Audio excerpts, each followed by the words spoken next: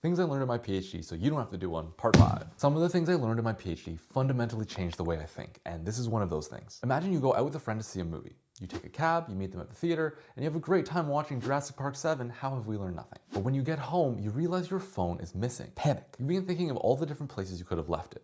The cab, the theater, maybe somewhere in your house. You come up with a list of hypotheses as to where it could be. Did you leave it in the cab? Perhaps. Did a dinosaur eat it? Less likely. But here's the question.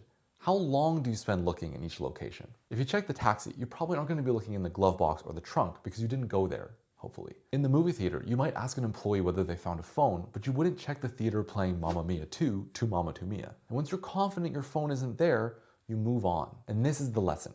Finding nothing is finding something. This means that the absence of evidence or predicted effect is in fact a finding. This lesson highlights an important aspect about both science and being human. Sometimes, even when we have a strong hypothesis, we're wrong. Playing Battleship is a lot like this. You wouldn't call it a square that you already know your opponent isn't in. And while this might sound super obvious, a lot of people do the opposite of this. They only look for data that supports their hypothesis, ignoring the fact that this data may not be there at all. Now, just because you don't find something doesn't mean that something isn't necessarily there.